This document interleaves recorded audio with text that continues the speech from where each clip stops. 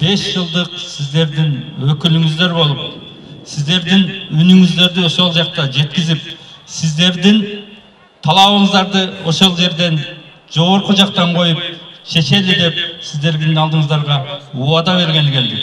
Убада биз үчүн милдет. Биз ал убадабызды ачык, так жана адилеттүү аткарганга биз даярбыз.